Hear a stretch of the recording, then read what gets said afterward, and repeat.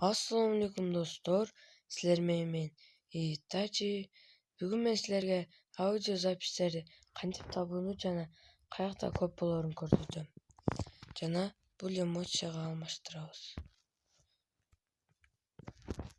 Анда эмесе кеттик.